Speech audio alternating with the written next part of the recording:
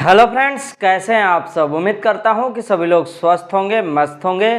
Friends, आज की हमारी ये वीडियो इलेक्ट्रिकल वायरिंग कोर्स के 25वें दिन की वीडियो है और आज की इस वीडियो में हम सीखने वाले हैं रोटरी चेंज ओवर के बारे में। फ्रेंड्स, रोटरी चेंज ओवर कुछ इस तरीके से देखते हैं। ये है सिंगल फेज का रोटरी चेंज ओवर और इसके बाद ये जो आप देख रहे हैं ये 3 फेज का रोटरी चेंज ओवर है।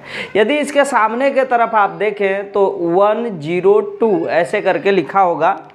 जैसे कि ये यदि हम ऐसा बनाएं, इसका फ्रंट जो होता है तो यहाँ पर 0 रहेगा, यहाँ पर 1 रहेगा और इधर जो है कि 2 रहता है। यदि इसके हैंडल को, जो चेंज ओवर है उसके हैंडल को हम 1 नंबर पर रखते हैं तो एक सप्लाई हमारे लोड पर जुड़ जाती है। मतलब लाइट या जनरेटर में से कोई एक सप्लाई हमारे लोड पर जुड़ जाती है। यदि हम उसको 0 पर रखते हैं, 0 पर, तो दोनों सप्लाई, ये जो है कि संकेत कर रहा है कि ये पहली सप्लाई है, दूसरी सप्लाई। क्योंकि आपको पता होगा कि ये चेंज ओवर है तो 2 सप्लाई को बारी बारी से हमारे लोड के ऊपर भेजने का काम करेगा। तो जैसे ही आप 0 पर करते हैं दोनों तरह की सप्लाई ऑफ हो जाएगी। यदि आप 2 नंबर पर करेंगे तो 2 नंबर पर आपने यदि जनरेटर जोड़ा है तो जनरेटर वाली सप्लाई आपके लोड पर जुड़ जाएगी। चलिए फ्रेंड्स, इसके कनेक्शन के बारे में बात करते हैं कि कनेक्शन किस तरीके से किया जाता है। कनेक्शन बेहद ही आसान है इसका। यदि आप सिंगल फेज की रोटरी चेंज ओवर के बात करें तो रोटरी चेंज ओवर में आप देखेंगे एक जगह पर ऐसे 2 पॉइंट बने होंगे, 2 टर्मिनल, और उसके जस्ट नीचे जो है कि 2 टर्मिनल बने होंगे और ये जो है इसके जस्ट बैक साइड में बना रहता है। यदि हमने इसको जो है राउंड शेप में नहीं बनाया है, सामने से ही आपको ये चारों 8 जो है कि टर्मिनल सामने से ही दिखा दिया है, नहीं तो ये ओरिजिनल जो होता है ये 4 जो टर्मिनल है इसके बैक साइड में होते हैं। तो ये दोनों जो है आपको कंटिन्यूटी आपस में यदि चेक करेंगे तो मिलेगा। यदि वो कंटिन्यूटी नहीं मिल रहा है तो किसी 2 टर्मिनल को आपस में हमको शॉर्ट कराना होता है और जिनको आप शॉर्ट करा दीजिएगा ये क्या हो जाते हैं, लोड के लिए हो जाते हैं। लोड मतलब आप इसी पर अपने मकान का जो घर का लोड होगा, सप्लाई होगा, उसको आप जोड़ देंगे।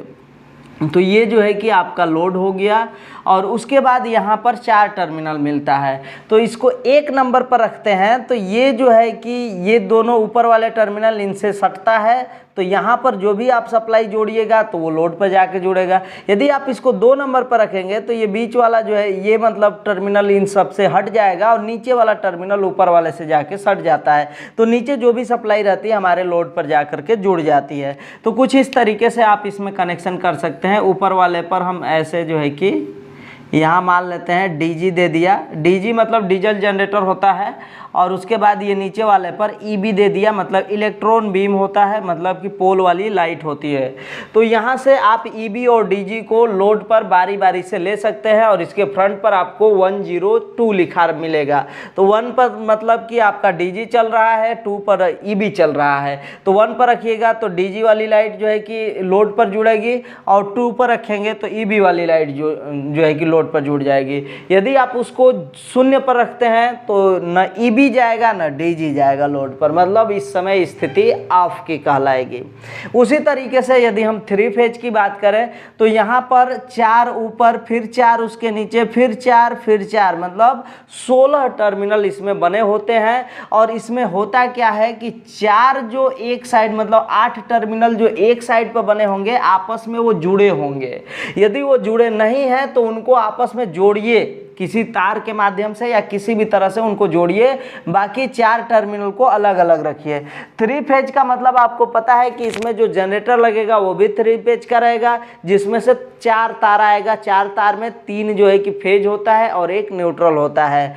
तीनों फेजों का नाम जो है कि RYB है। तो कुछ इस तरीके से हम RYB, और एक जो है कि यन होता है, यहाँ पर यन हो गया, यहाँ पर R हो गया, ये Y हो गया, ये B हो गया। और ये जो है सप्लाई ये लाइट है, मतलब ईबी हम दे दिए, नीचे के तरफ हमने ईबी दे दिया और ऊपर के तरफ हम यहाँ पर डीजी दे देंगे। डीजी मतलब डीजल जनरेटर, जनरेटर वाली सप्लाई दे दी जाएगी।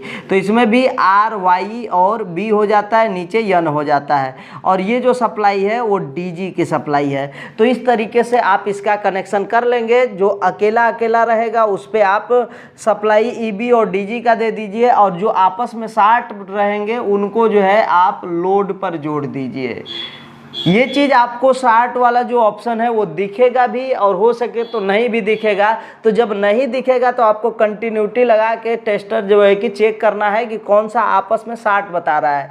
जो 60 बता रहा है वही क्या हो जाएगा, लोड के लिए होगा। तो इस तरीके से रोटरी चेंज ओवर जो है कि 3 फेज और सिंगल फेज में आते हैं। 3 फेज में रहेगा तो कुछ इस तरीके से कनेक्शन होगा और सिंगल फेज में रहेगा तो कुछ इस तरीके से कनेक्शन होगा। तो उम्मीद है कि आपको ये सारी चीज़ें समझ में आई होगी। यदि आपका कोई सवाल रह गया है, यदि आपका कोई सुझाव है, तो आप इस वीडियो के कमेंट बॉक्स में अपना सवाल सुझाव लिख दीजिएगा।